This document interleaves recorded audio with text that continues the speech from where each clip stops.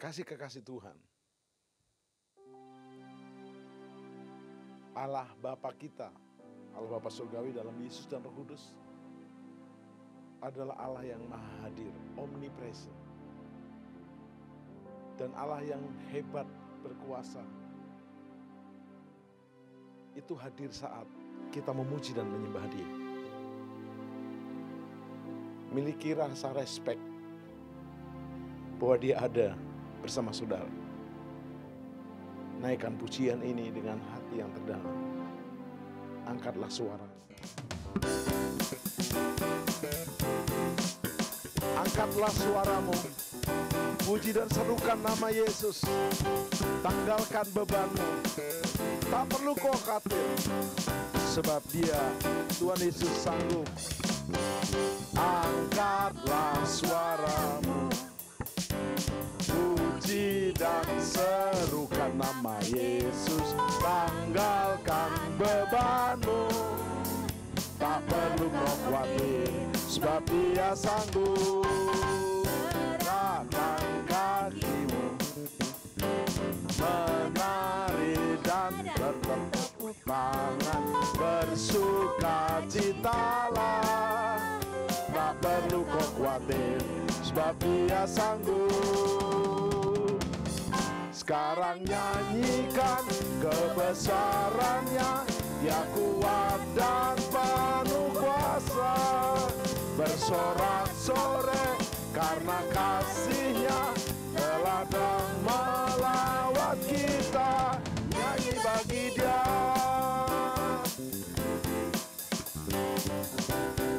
Yes, angkatlah suaramu. Angkatlah suaramu. Puji dan serukan nama Yesus. Tanggalkan bebanmu. Tak perlu kau khawatir, sebab Dia sanggup. Gerakkan kakimu, menari dan bertepuk tangan, bersukacitalah. Tak perlu kau khawatir, sebab Dia sanggup.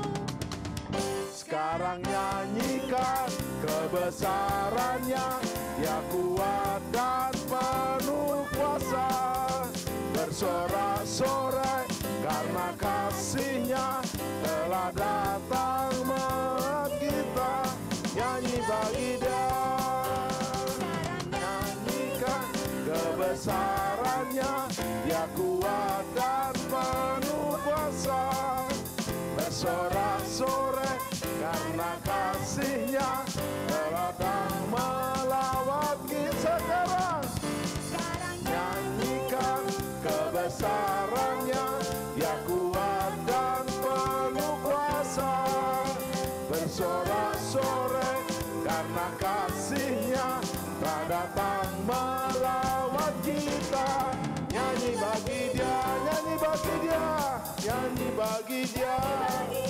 Yes, Nyanyi bagi Dia. ya Yesus Tuhan. Tepuk tangan. Yesus Tuhan, nyanyi bagi Dia. Amin.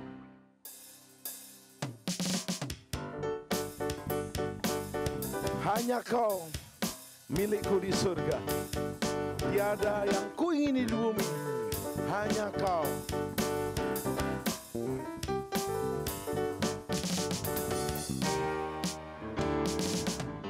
Hanya Kau milikku di surga. Tiada yang kuingini di bumi, hanya Kau. Yes. Tak ku andalkan kekuatanku,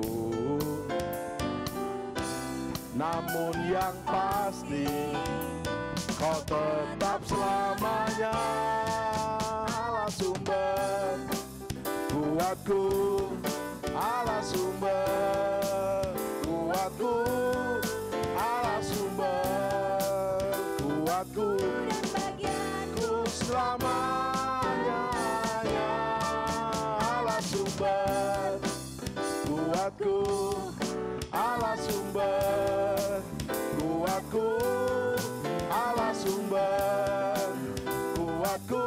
dan bagianku selamanya,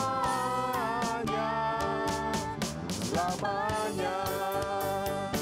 Hanya Kau milikku di surga, tiada yang kuingini di bumi, hanya Kau.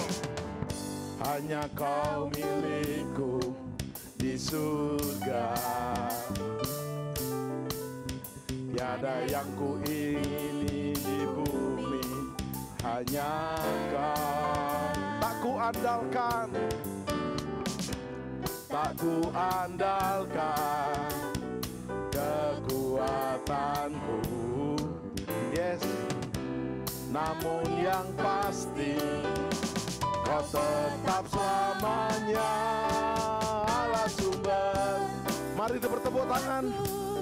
Yang nyaring bersuka cita, Dia Allah dalam Tuhan Yesus Kristus, sumber, yes. Allah sumber kuatku, Allah sumber kuatku, Allah sumber kuatku dan bagianku selamanya. Allah sumber, yes, yes. Allah sumber kuatku, Allah sumber kuatku dan bagianku selamanya, selamanya, selamanya, yes, selamanya. Tepuk tangan selama-lamanya. Allah dalam Tuhan Yesus sumber kuat kita, yes. Haleluya.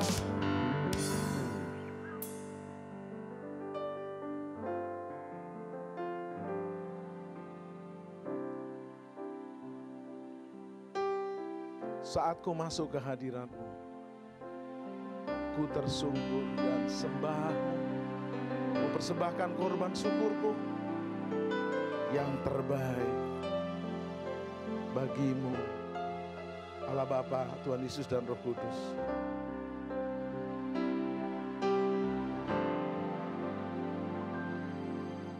Saat ku masuk ke hadirat-Mu, ku tersungkur dan sembah-Mu. Ku persembahkan korban syukurku yang terbaik bagi-Mu. Saat ku masuk ke hadirat-Mu, ku tersungkur dan sembah-Mu. Ku persembahkan korban syukurku yang terbaik bagi-Mu. Ku bawa korban syukur ke tempat kudus-Mu Tuhan. Hatiku limpah dengan syukur, sebab Tuhan baik. Oh, sebab Tuhan baik. Ku bawa korban syukur, ku bawa korban syukur ke tempat kudus-Mu Tuhan. Hatiku limpah dengan syukur, sebab Tuhan baik. Oh, sebab Tuhan baik. Saat ku masuk ke hadirat-Mu, saat ku masuk ke hadirat-Mu, ku tersungkur dan sembah. Ku persembahkan korban syukurku yang terbaik bagimu. Saat ku masuk, mari semua kita masuk ke hadirat Tuhan Yesus Kristus,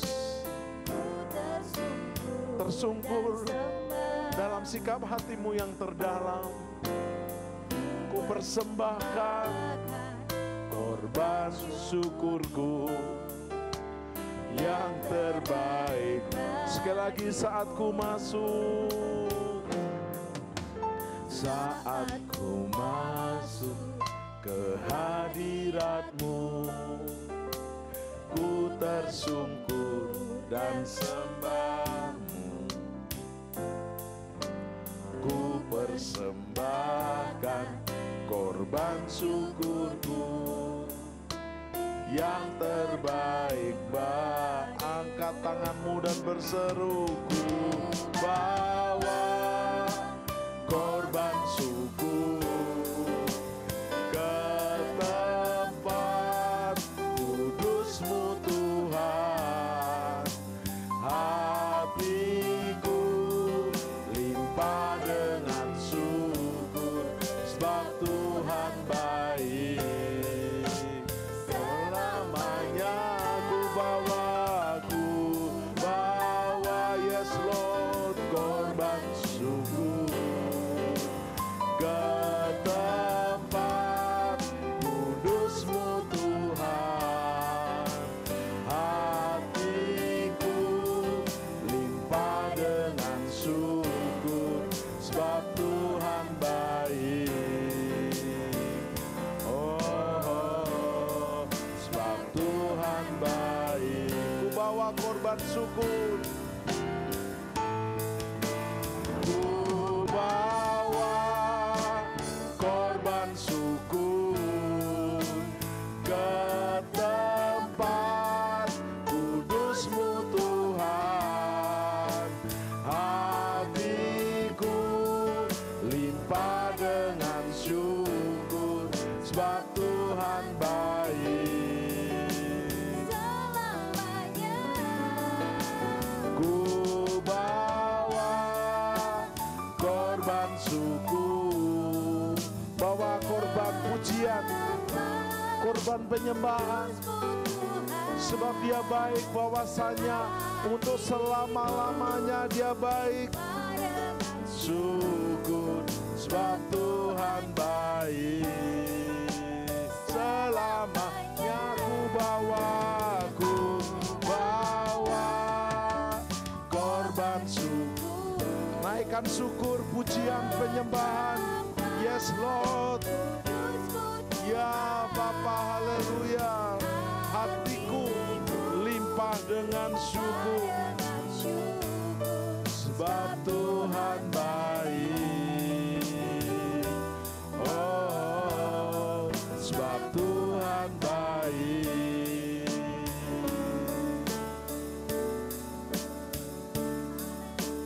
Kami sembah, angkat suaramu sembah Bapa. Kiralah Bapa pasandara, Bapa pasande. Angkat bahasa barumu. Tuhan Yesus baik, bahwasanya untuk selamanya kasih setianya selalu baik, amat baik, terlalu baik. Kiralah Bapa sandara masuk. Haleluya, haleluya. Yang tidak bisa berbahasa baru, katakan Yesus.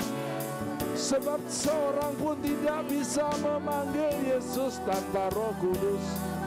1 Korintus 12, serukan nama Yesus, Yesus, Yesus. Kiralah masande, kiralah masando. Yesus, Yesus, Yesus baik. Tuhan Yesus sangat baik. Engkau menebus hidupku dari lumpur dosa. Kau mati menebus hidupku. Ku jadikan Engkau juru selamat dan Tuhanku selama-lamanya. Terima kasih Bapa Surgawi, terima kasih Tuhan Yesus, terima kasih Roh Kudus. Ku puji, ku sembah selamanya. Ku bawa korban syukur ke tempat kudus-Mu Tuhan. Hatiku limpah dengan syukur, sebab Tuhan baik. Oh, sebab Tuhan baik. Terima kasih, baik. Engkau baik. Selama-lamanya baik. Terus siapkan hati kita untuk menaikkan pujian.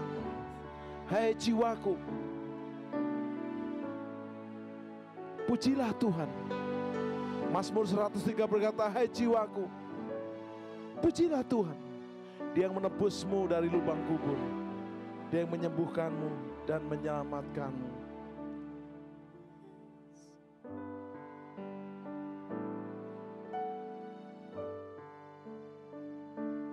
Bless the Lord, oh my soul, oh my soul.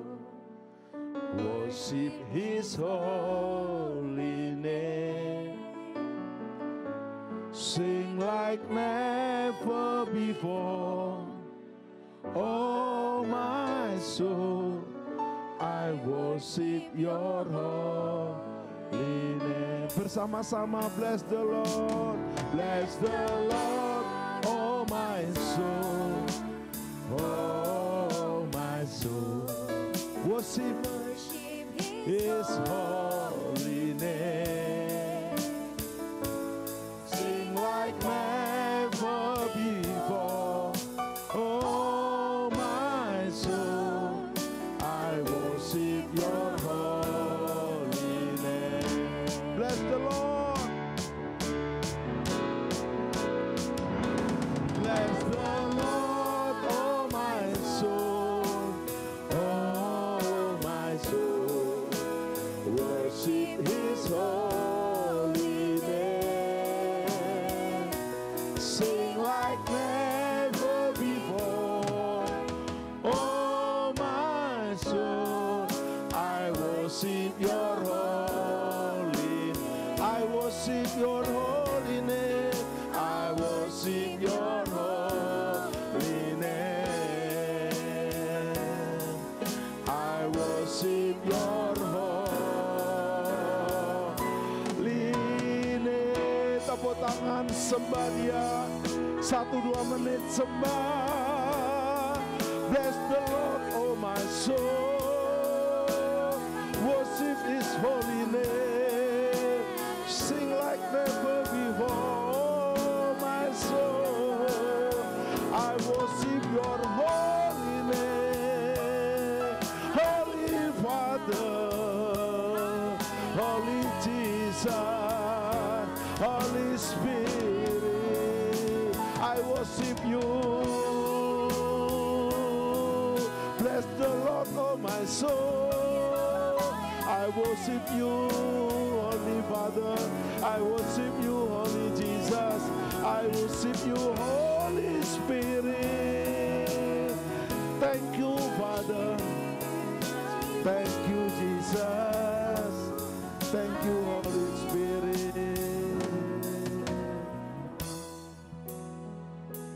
Bless the Lord, oh my soul, oh my soul. Worship His holy name. Sing like never before, oh my soul.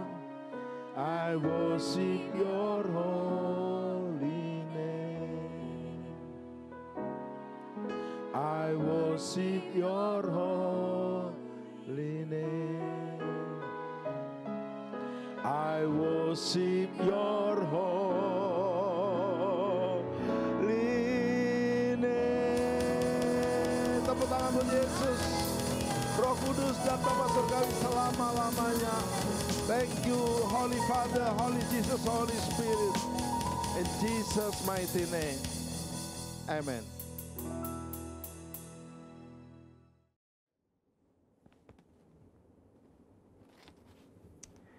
Shalom semuanya. Di dalam Voice of Pentecost hari ini kita akan membahas seorang tokoh yang luar biasa di dalam Alkitab. Dia adalah Musa. Terbukti 65 kali Alkitab mencatat bahwa Tuhan berbicara dan berfirman kepada Musa. Dan tidak ada nabi lain di dalam Alkitab yang sama seperti Musa. Nah, bukankah sebagai seorang percaya kita rindu untuk terus intim dan dapat bercakap-cakap dengan Tuhan? Karena itu, mari kita sama-sama mempelajari beberapa kualitas dari seorang nabi yang sangat menginspirasi dari zaman ke zaman secara singkat. Yang pertama, Musa memilih hidup dalam kebenaran. Dalam Ibrani 11 ayat 24-26 dijelaskan, karena iman, maka Musa setelah dewasa menolak disebut anak putri Firaun. Karena ia lebih suka menderita sengsara dengan umat Allah daripada untuk sementara menikmati kesenangan dari dosa. Ia menganggap penghinaan karena Kristus sebagai kekayaan yang lebih besar daripada semua harta Mesir. Sebab pandangannya ia arahkan kepada upah. Yang kedua, Musa rela diproses Tuhan. Setelah Musa melarikan diri dari tanah Mesir, ia hidup dengan sangat berbeda di tanah Midian sebagai pendatang. Selain itu, Musa juga mengalami perjumpaan pribadi dengan Tuhan dan mengenal Allah secara pribadi. Pengalaman-pengalaman ini adalah proses yang Musa jalankan untuk mempersiapkan dirinya menjadi pemimpin atas umat pilihan Tuhan. Musa meresponi perintah Tuhan untuk membawa dan mengajar bangsa Israel hidup dalam destiny yang sudah Tuhan tetapkan, yaitu menjadi bangsa yang sulung, yang akan beribadah kepada Tuhan dan yang akan melahirkan juru selamat. Musa sadar bahwa kehidupan dan apapun yang ia miliki adalah untuk menghidupi panggilannya. Yang ketiga, Musa taat penuh kepada Tuhan. Ketaatan adalah suatu ciri khas kepemimpinan dan gaya hidup dari Musa. Saat ia menerima perintah atau firman dari Tuhan, ia akan sampaikan kepada banyak orang. Dan setelah itu, ia pastikan agar perintah itu dilakukan dengan baik. Dalam berbagai kesempatan, Musa hanya mau mengambil tindakan jika memang Tuhan perintahkan demikian. Ini adalah suatu sikap penundukan diri yang luar biasa kepada Tuhan. Musa selalu menempatkan Tuhan sebagai pemimpin utama atas bangsa Israel, dan ia sebagai hambanya. Yang keempat, Musa selalu ingin adanya penyertaan Tuhan. Ketika bangsa Israel melakukan penyembahan kepada patung lembu emas, Tuhan memutuskan bahwa ia tidak akan berjalan bersama bangsa Israel ke tanah perjanjian, tetapi malaikat yang akan menuntun mereka. Apa reaksi Musa? Dia menolak untuk dituntun oleh malaikat, tetapi hanya mau dituntun oleh Tuhan. Musa bahkan menolak untuk disuruh berangkat dari padang gurun Sinai ke tanah perjanjian jika bukan Tuhan sendiri yang memimpin dia dan bangsa Israel. Musa menunjukkan bahwa bagi dia, penyertaan Tuhan adalah segala-galanya. Yang kelima, Musa mengejar hadirat Tuhan sekalipun ada resiko. Musa pernah meminta untuk melihat Tuhan di dalam kemuliaannya. Pada zaman itu, permintaan ini sangat beresiko, karena siapapun yang melihat Tuhan beresiko mati, karena karya salib Kristus belum terjadi. Pendeta Tommy Tenney dalam buku God Chaser menuliskan bahwa jika kita ingin benar-benar melihat Tuhan, kita harus siap mati. Mati atas keinginan duniawi, mati atas hasrat dosa, dan hidup bagi Kristus. Yang keenam, Musa bersyafaat bagi bangsanya. Salah satu tindakan Musa ketika Tuhan begitu marah kepada bangsa Israel yang melakukan dosa adalah dia bersyafaat bagi bangsa Israel. Bersyafaat artinya berdiri di hadapan Allah, memohonkan doa secara sungguh-sungguh bagi orang-orang tertentu. Tindakan syafaat Musa akhirnya membuat Tuhan mengubah keputusannya. Kita sebagai umat percaya perlu bersyafaat bagi bangsa kita. Yang ketujuh, Musa memiliki hati yang lembut. Bilangan 12 ayat 3 menuliskan bahwa Musa memiliki hati yang sangat lembut. Sekalipun waktu itu Miriam dan Harun mengatai Musa, tetapi dia memilih diam. Sehingga tidaklah mengherankan jika Tuhan begitu membelanya. Dan pembelaan yang sama Tuhan pasti berikan kepada setiap kita yang mau memiliki hati yang lembut. Yang kedelapan, Musa mengimpartasi apa yang dia terima dari Tuhan. Musa meneruskan apa yang ia terima dari Tuhan kepada orang-orang yang ada di bawahnya. Musa mengajari Yosua semua hal yang telah ia terima dari Tuhan, termasuk mengimpartasikan kepenuhan roh untuk mempersiapkan Yosua menjadi penerusnya. Jadi, kita sudah mendengar kualitas Musa yang patut kita contoh. Kita percaya saat kita melakukan apa yang Musa lakukan, maka kita pun akan menerima berkat yang sama. Biarlah di tahun integritas ini kita senantiasa selalu berusaha menjadi pribadi yang lebih baik. Saudara, untuk penjelasan lebih lengkapnya dari tim teologi kami, jangan lupa buka link yang ada di atas atau scan QR Code yang tersedia.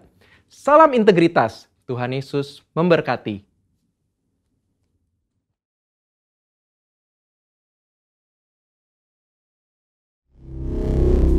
Apa yang dimaksudkan dengan Pentakosta ketiga? Api Pentakosta menyala, api Pentakosta menyala, api, api, api, api, api, api Pentakosta ketiga. 1. Pentakosta ketiga adalah pencurahan Roh Kudus yang dahsyat di zaman now melebihi yang terjadi di Azusa Street. 2. Pentakosta ketiga akan mengakibatkan penuaian jiwa yang terbesar dan yang terakhir sebelum Tuhan Yesus datang kembali. 3. Pentakosta ketiga akan membangkitkan generasi Yeremia, yaitu anak-anak muda yang dipenuhi Roh Kudus, cinta mati-matian kepada Tuhan Yesus, tidak kompromi terhadap dosa, dan akan bergerak untuk memenangkan jiwa. 4. Pentakosta ketiga lahir di Indonesia dan bergerak ke bangsa-bangsa.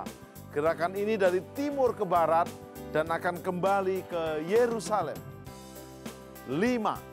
Pentakosta ketiga akan memberikan kuasa untuk menyelesaikan amanat agung, dan setelah itu Tuhan Yesus datang kembali.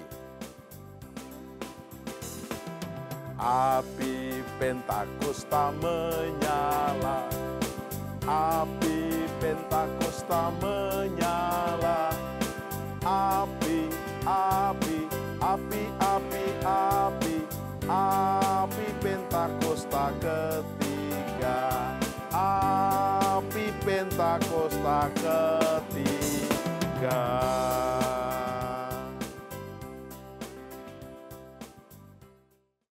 Kekasih-kekasih Tuhan, kita akan bersama-sama kembali belajar kepada firman Tuhan.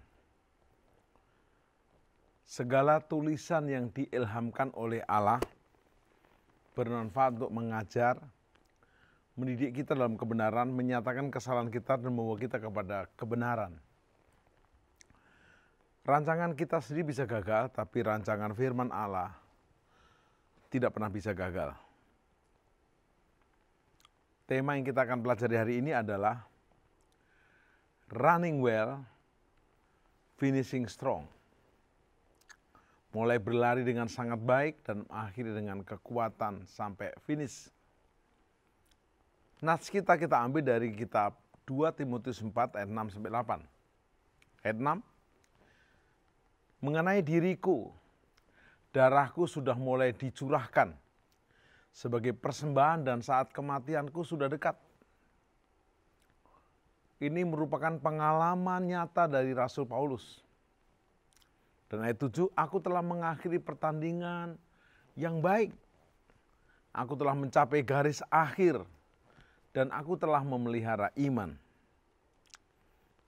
Ini ayat sering dipakai untuk ucapan mereka yang sedang di rumah duka. mengakhiri pertandingan dengan baik waktu imannya masih setia sampai akhirnya. Dan ayat 8 ada janji Tuhan. Sekarang telah tersedia bagiku mahkota kebenaran yang dikaruniakan kepadaku oleh karena Tuhan Hakim yang adil pada harinya. Yaitu bukan hanya kepadaku, melainkan juga kepada semua orang yang merindukan kedatangannya. Josh Sehen adalah seorang dokter kardiologis yang sangat menyukai olahraga lari. Passionnya akan olahraga lari ini membuat ia menjadi seorang atlet dan penulis kolom olahraga. Awalnya ia melakukan lari sebagai suatu rutinitas olahraga yang biasa saja dan dilakukan di halaman belakang rumahnya. Pada usia 45 tahun, Josh mulai menambahkan jarak pada olahraga larinya, berawal dari halaman belakang rumah, mengitari komplek rumah, dan akhirnya menyusuri sisi sungai. Saat divonis kanker prostat pada usia 68 tahun, Josh telah mencapai jarak 1 mil atau sekitar 1,6 km dan menjadi orang pertama yang menyelesaikannya di bawah 5 menit bagi orang yang berusia 50 tahun. Bila kita membicarakan perlombaan, maka salah satu karakter yang paling tepat untuk dijadikan teladan adalah Rasul Paulus. Saya dan saudara akan belajar bagaimana Paulus memberi sebuah contoh yang terbaik. Determinasi atau ketetapan hati yang ditunjukkan Paulus setelah dilawat Tuhan Yesus membuktikan kehidupan Paulus tidak sama lagi dengan kehidupan sebelumnya. Dulu namanya Saulus, tukang menangkap orang percaya, membakar rumah Tuhan, dan membawa orang-orang percaya ke penjara. Dengan tegas Paulus menunjukkan kehidupannya yang baru, ialah kehidupan yang memuliakan Kristus. Paulus berkata, semuanya itu kuanggap sampah dibanding pengenalanku akan Kristus. Dan Paulus berkata dalam Galatia 2:20, namun aku hidup, tetapi bukan lagi aku sendiri yang hidup, melainkan Kristus yang hidup di dalam aku. Dan hidupku yang kuhidupi sekarang di dalam daging adalah hidup oleh iman dalam Anak Allah yang telah mengasihi aku dan yang telah menyerahkan dirinya untuk aku. Ada pujiannya berkata begini, adapun hidupku ini bukannya aku lagi, melainkan Kristus yang hidup di dalam aku. Tetapi hidup yang sekarang aku hidup di dalam tubuh ini. Aku hidup di dalam iman kepada Anak Allah. Dia memulai kehidupan yang baru, benar-benar baru. Aku melupakan apa yang di belakangku, mengarahkan diri kepada apa yang di hadapanku. Bapak, Ibu, Saudara, suka nggak suka, mau nggak mau, setuju atau tidak, hidup ini adalah pertandingan. Hidup ini adalah perjuangan. Bahkan Ayub 7 ayat 1 berkata, hidup ini perjuangan, jika nggak mau berjuang ya jangan hidup. Hanya orang yang di kuburan yang nggak berjuang, selesai, rest and peace. Selama hidup, berjuang. Mau kaya, miskin, jenderal, kopral, presiden sampai rakyat, harus berjuang. Mengapa bayi lahir langsung menangis? Karena perjuangan dimulai. Bahkan kalau nggak nangis, dokternya akan tepuk pantatnya supaya nangis. Tanda kehidupan. Waktu bayi itu akhirnya menjadi tua dan meninggal dipanggil Tuhan, yang nangis bukan bayinya. Dia senyum di peti mati. Walaupun saya tidak ingin seperti itu. Saya inginnya rapture ke surga. Pujiannya, ada pertemuan di udara pertemuan yang manis. Saya rindu bertemu di sana, jauh di udara. Nyanyian yang terdengar yang belum pernah didengar adalah kegirangan dan anak Allah yang pimpin kita, pertemuan di udara. Hidup ada suatu pertandingan, perjuangan. Pertanyaannya, apakah yang menjadi tujuan hidup kita? Josehan akhirnya meninggal di usia 71 tahun akibat kanker yang dideritanya. Tapi hasil yang dicapai adalah rekor lari di bawah usia 50 tahun. Beberapa buku bestseller yang berisi pelajaran hidup yang bisa kita ambil hikmah dan manfaat daripada Jos ini. Lebih luar biasa lagi karena Tuhan Yesus Kristus, Paulus tulisannya menjadi inspirasi jutaan bahkan miliaran orang yang membaca kitab Perjanjian Baru. Sepertiga dari Perjanjian Baru ditulis oleh Rasul Paulus. Di kisah Paulus kita telah melihat Paulus bukan hanya menulis, tetapi dia menceritakan kesaksian hidupnya. Paulus, kita bisa membaca bahwa Paulus pun menghadapi rintangan dan tantangan yang sama dengan kita, bahkan lebih. Karena Paulus adalah seorang manusia biasa yang juga berjuang.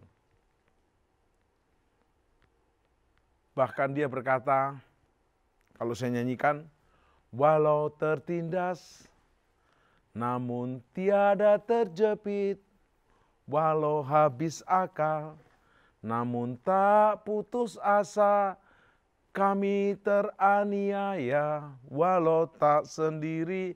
Jadi walaupun dihambat, dia merambat. Walaupun dijepit, dia melejit. Karena dia terus mau berjuang. Apapun yang menjadi pilihan kita dalam kehidupan, kita harus memastikan bahwa kita pilih adalah nilai-nilai yang mengandung kekekalan. Pikirkan perkara yang di atas. Paulus memberikan sebuah contoh yang bagus sekali kepada jemaat di Korintus, di 1 Korintus 9:26. Sebab itu aku tidak berlari tanpa tujuan, dan aku bukan petinju yang sembarangan saja memukul, tetapi aku berlari dengan tujuan kekekalan, tujuan ilahi, untuk memperoleh mahkota kebenaran, mahkota kemuliaan. Determinasi atau ketetapan hati hanya bisa dicapai seiring dengan pemahaman kita, dengan apa yang kita anggap kekal. Baik Josehan maupun Paulus telah mencapai hasil di mana kehidupannya menjadi inspirasi bagi banyak orang. Tuhan sendiri menginginkan banyak hal dalam kehidupan kita agar kita menjadi inspirasi, berkat bagi banyak orang. Tuhan tidak mungkin menciptakan sesuatu yang katanya biasa-biasa saja atau mutunya di bawah standar. Bahkan Tuhan itu spesialis orang biasa dijadikan luar biasa. Karena Yesusnya adalah yang luar biasa. Paulus mengumpamakan dirinya sebagai cawan, di mana Paulus menganggap serius kehidupannya sebagai bukti bahwa ia sangat memahami tujuan yang ingin dicapai. Paulus menasihatkan Timotius, kebetulan nama saya Timotius, untuk mendidik dirinya sebagai orang yang bermental prajurit, pasukan, atlet, olahragawan, dan juga petani. Ketika profesi yang dipercaya menunjukkan suatu determinasi yang tingkat tinggi, dan proses berharganya cukup tinggi, resikonya tidak main-main. Hidup memberi arti atau mati tanpa bukti. Tapi ingat, 3 karakter ini memberi kita sebuah inspirasi dan motivasi yang powerful. 3 karakter yang dipelajari dari kehidupan Paulus supaya kita bisa menyelesaikan pertandingan iman dengan baik. Aku telah menyelesaikan pertandingan dengan baik. Aku telah memelihara iman. Yang pertama, bagaimana kita boleh running well dan finishing strong. 1, prajurit. Zaman Paulus hidup, prajurit Roma menjadi inspirasi buat Paulus dan kita semua hari ini. Prajuritnya gagah perkasa dan menjadi inspirasi waktu itu. Paulus menulis, seorang prajurit yang sedang berjuang tidak memusingkan dirinya sendiri dengan hal soal-soal penghidupannya.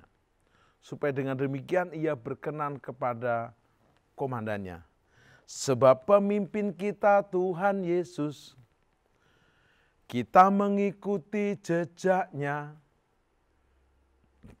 Tiada musuh yang dapat melawan. Waktu saudara dan saya running well, supaya finishing strong, mari kita berjalan, memulai hari-hari kita ke depan, awal-awal tahun ini dengan mental sebagai prajurit. Nggak ada prajurit yang disuruh berangkat. Sebentar komandan, masih nggak mood. Nggak ada. Mood nggak mood, harus mood. Tembak, tembak. Serang, serang. Maju, maju. Selalu siap siaga. Selalu berdoa dan berjaga. Kapan saja, di mana saja, standby. Gregorio berjaga-jaga. Dan dia tidak memusingkan dengan kehidupannya sehari-hari. Egonya. Tetapi menyenangkan hati komandannya. Untuk ini saya mau bersaksi. Sewaktu saya tidak diizinkan oleh bapak saya untuk sekolah teologi, saya kerja di Departemen Keuangan. Anda perlu tahu kerja di keuangan itu, kalau pegawai negeri biasa pulang jam 1 atau jam 2, tapi kami pulang jam 4, kadang jam 5. Gajinya 2 kali lipat. Dan karir saya oke. Kalau saya teruskan lumayan.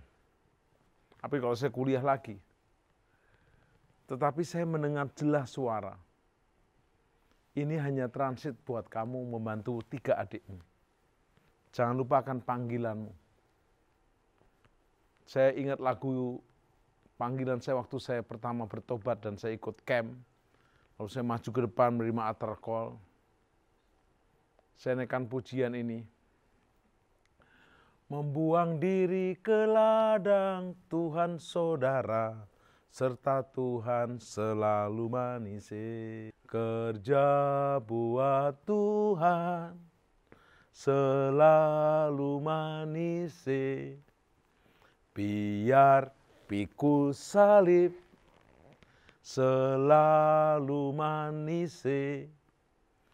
Ayo kerja buat Tuhan, sungguh senang-senange.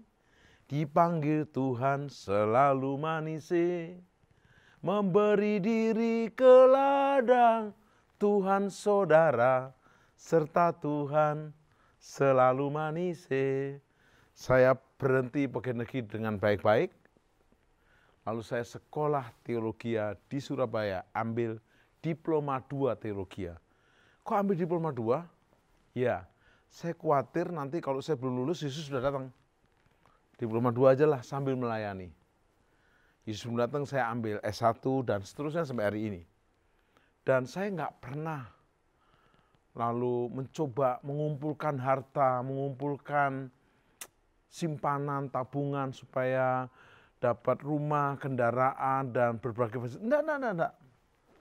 Itu enggak kepikiran dan enggak direncanakan.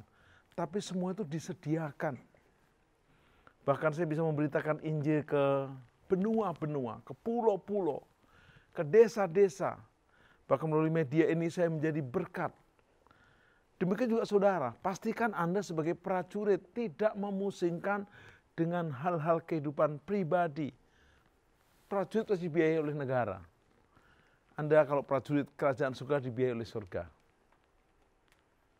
Asal Anda tahu, sampai saya menikah saja, pemberkatan di Bukit Zaitun Yerusalem, ada yang ngatur tiketnya, ada yang ngatur hotelnya. Begitu menikah ada yang ngatur apartemennya, semuanya tersedia, powerful. tapi itu tidak sebanding dengan sukacita yang saya dapatkan. Yang kedua, olahragawan. Ayat yang kelima, seorang olahragawan hanya dapat memperoleh mahkota sebagai juara apabila ia bertanding menurut peraturan-peraturan olahraga. Apa perbedaan dengan pelajaran olahraga di Indonesia dan di luar negeri? Ini setahu saya zaman dahulu.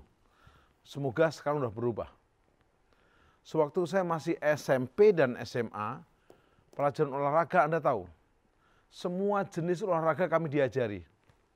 Saya masih ingat, sub volley, saya diajari volley, diajari badminton, diajari tenis meja, sepak bola yang menyenangkan waktu itu, kasti, wah apa saja.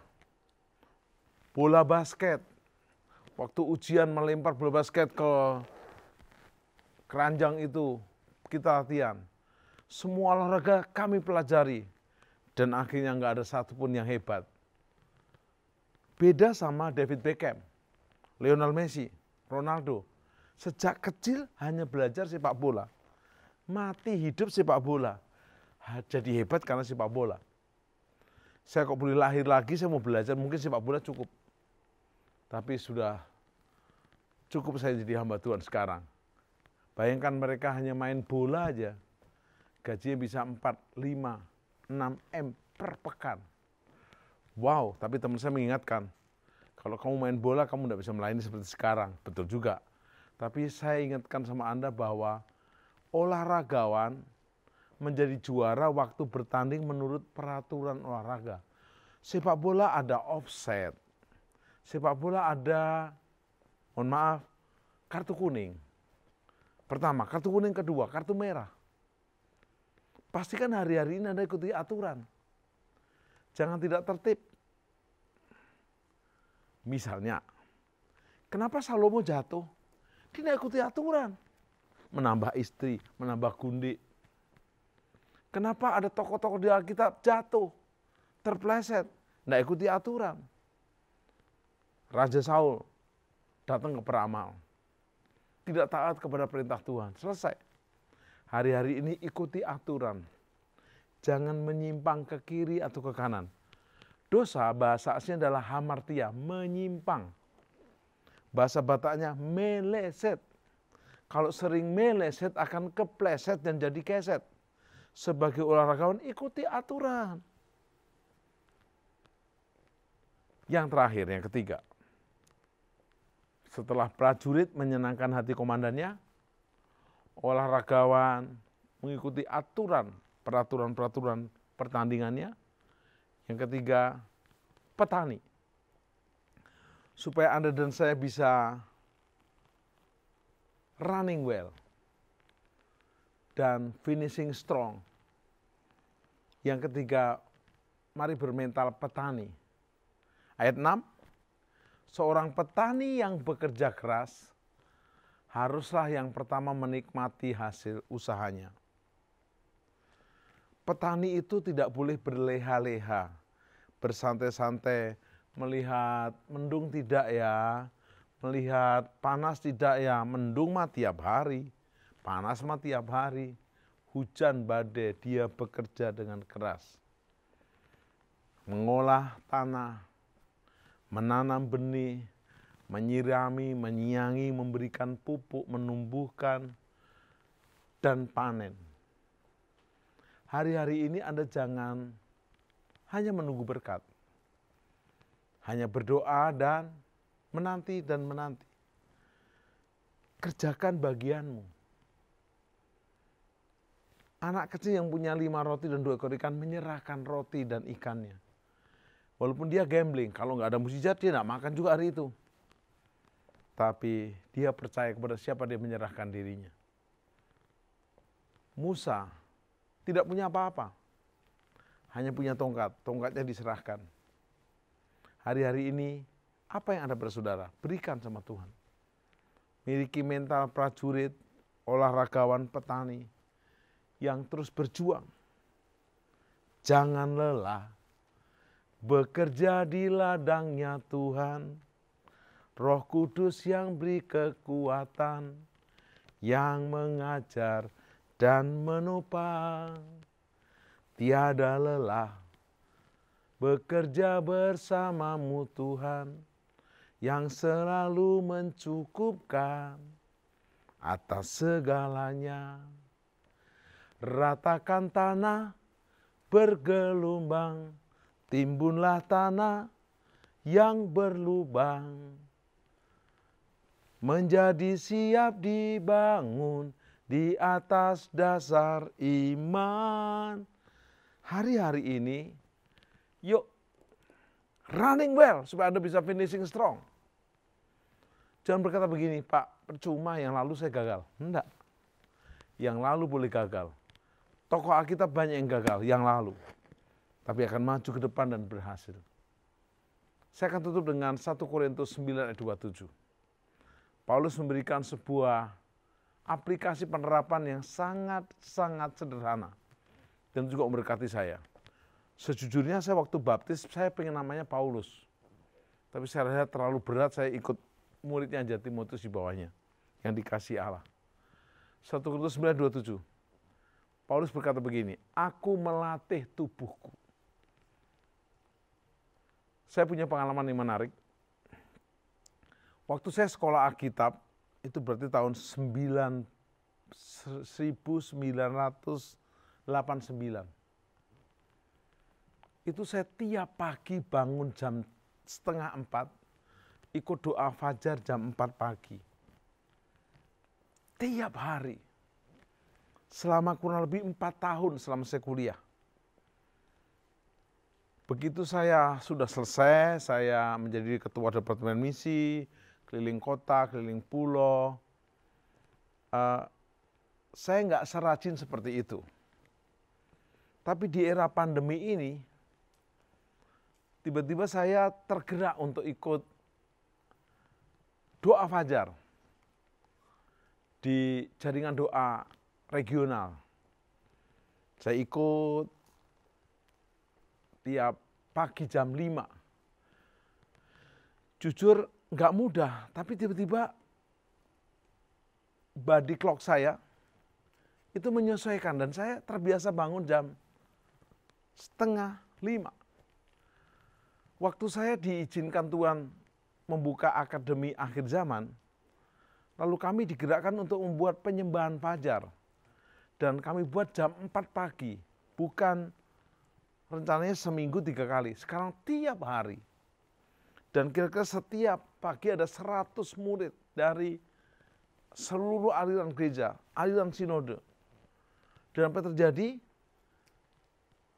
Saya menyesuaikan diri dengan latihan. Supaya saya bangun, saya pasang alarm 2 dengan handphone saya. Saya coba setel jam 3:30, jam 3. Anda tahu, alarm belum bunyi, saya sudah bangun duluan. Karena melatih tubuh. Memang akhirnya saya jam 10 malam udah ngantuk dan harus tidur. Tetapi sehat, kuat. Melatih tubuhku.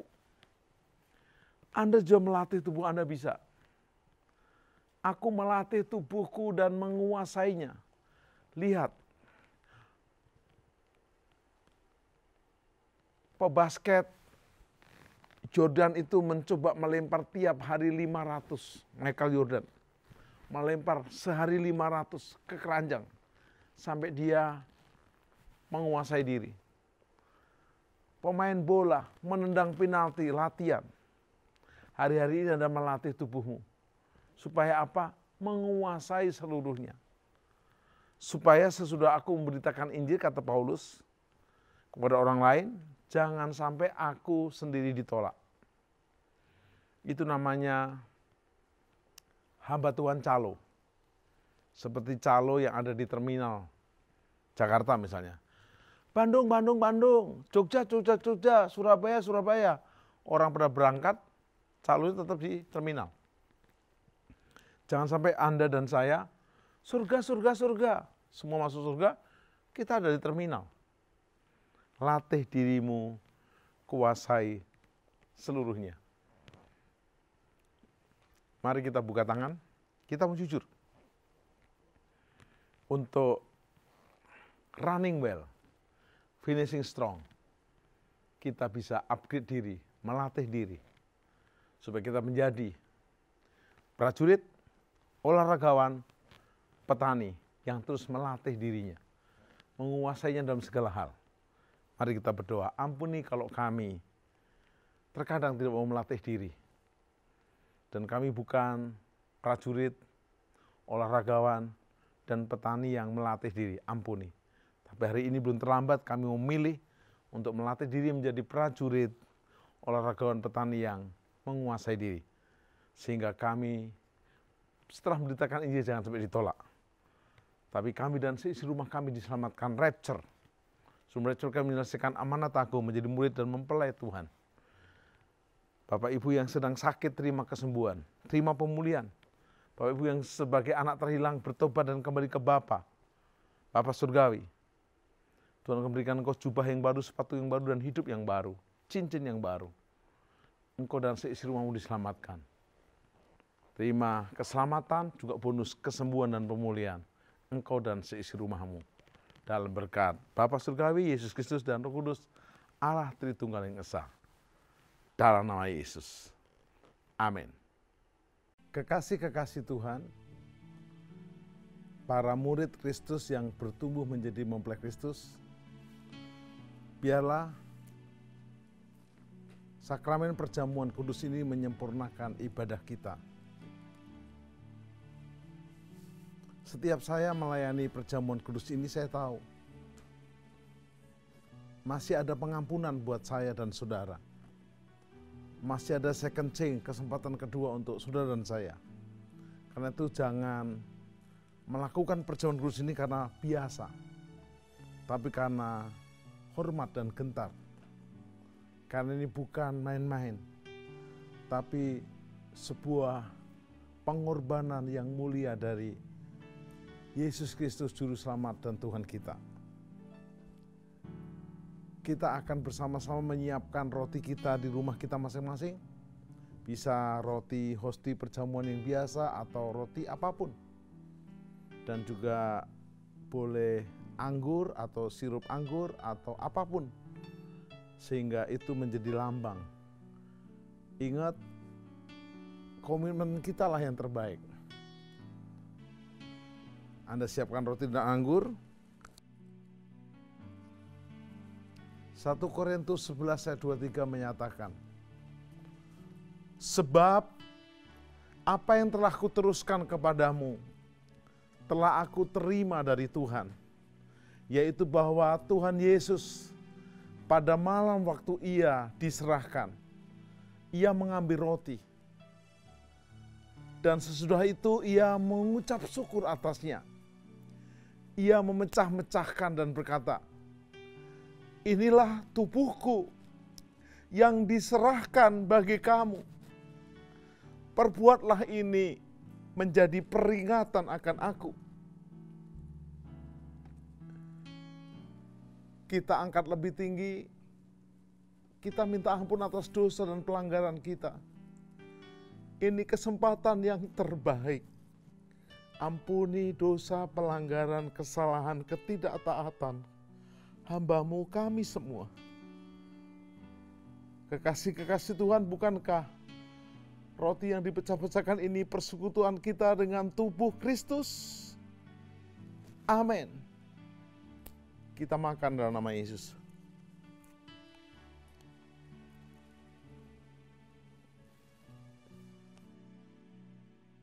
Terima kasih Aba ya Bapa, Bapa Surgawi. Terima kasih Yesus Kristus Tuhan dan Roh Kudus, Allah Tritunggal yang Esa. Kita angkat cawan ini di atas kepala kita dan kita menghormatinya. Demikian juga Yesus mengambil cawan sesudah makan lalu berkata, cawan ini adalah perjanjian baru yang dimeteraikan oleh darahku.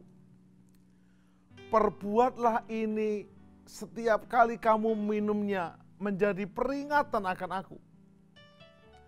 Sebab setiap kali kamu makan roti ini dan minum cawan ini, kamu memberitakan kematian Tuhan sampai Ia datang.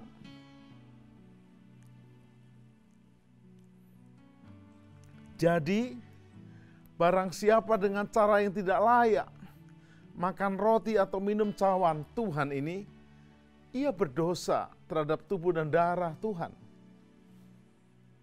Karena itu hendaklah tiap-tiap kita menguji diri kita sendiri.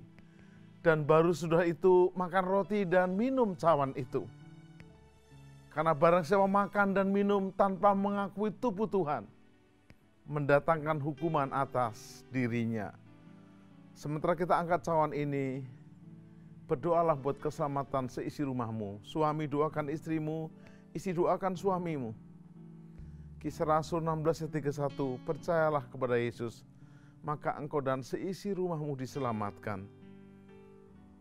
Bukankah cawan yang kita angkat ini persekutuan kita dengan darah Yesus? Amin. Kita minum dalam nama Yesus.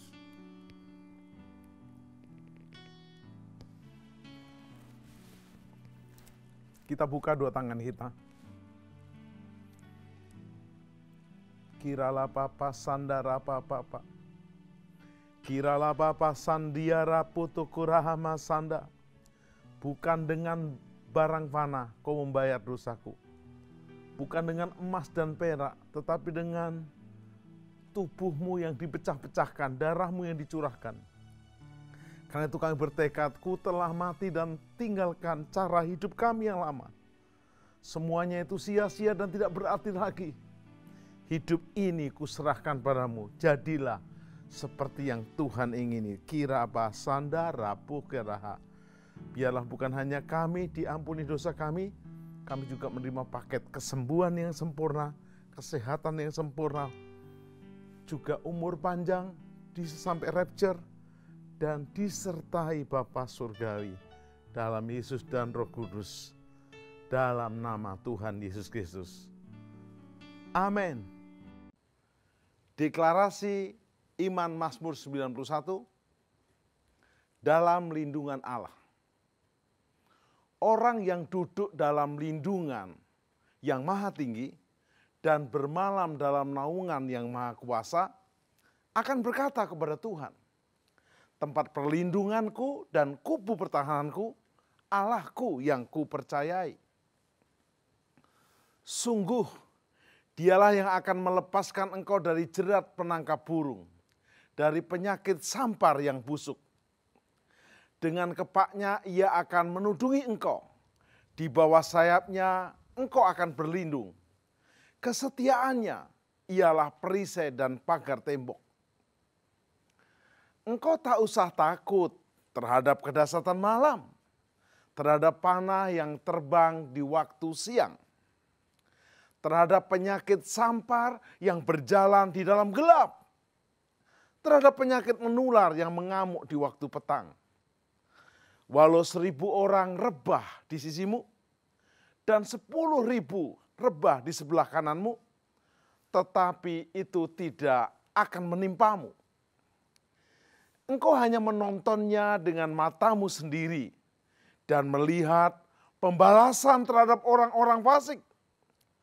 Sebab Tuhan ialah tempat perlindunganmu, yang maha tinggi telah kau buat tempat perteduhanmu.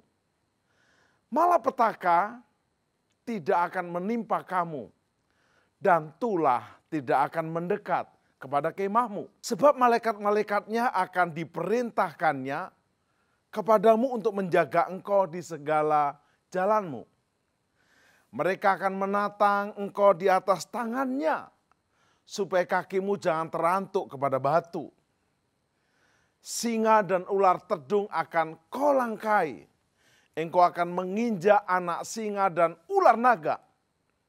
Sungguh hatinya melekat kepadaku, maka aku akan meluputkannya. Aku akan membentenginya, sebab ia mengenal namaku. Bila ia berseru kepadaku, aku akan menjawab. Aku akan menyertai dia dalam kesesakan. Aku akan meluputkannya dan memuliakannya.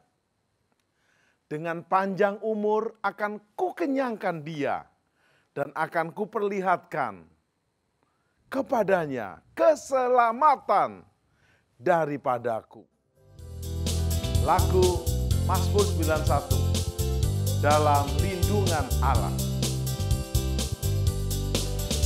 Orang yang duduk dalam lindungan yang maha tinggi dan bermalam dalam naungan yang maha kuasa akan berkata kepada Tuhan, tempat perlindunganku dan kubu pertahananku,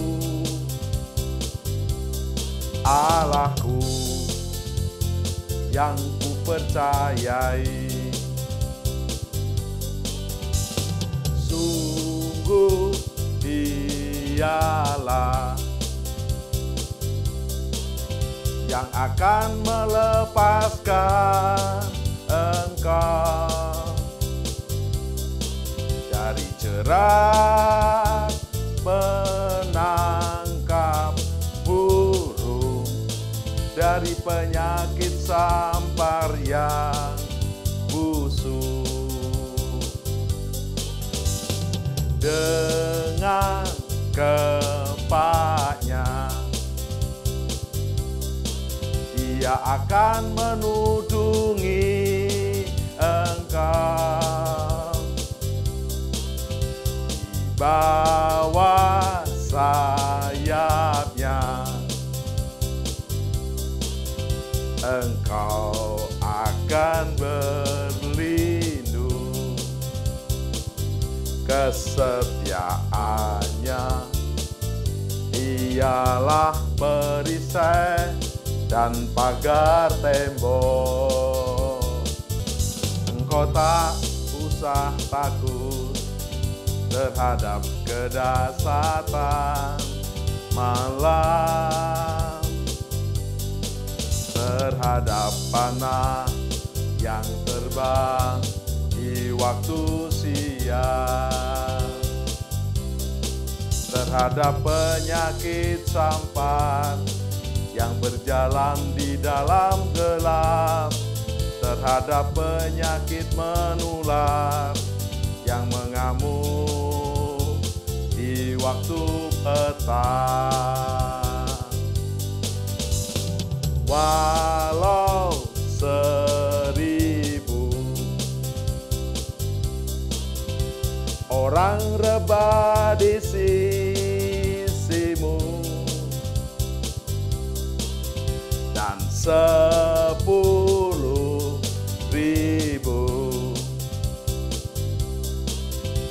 di sebelah kananmu, tetapi itu tidak akan menimpamu. Engkau hanya menontonnya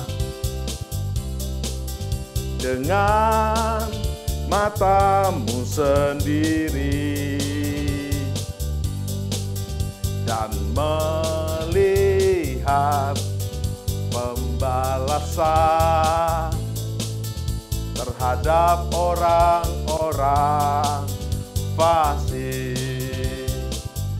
Sebab Tuhan ialah tempat perlindunganmu, yang maha tinggi telah kau buat tempat perteduhanmu.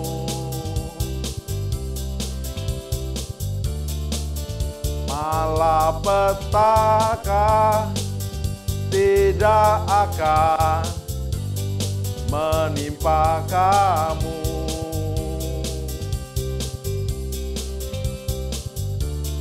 dan tulah tidak akan mendekat kepada kemahmu. sebab malaikat-malaikatnya akan diperintahkannya kepadamu untuk menjaga engkau di segala jalanmu. Mereka akan menatang engkau di atas tangannya,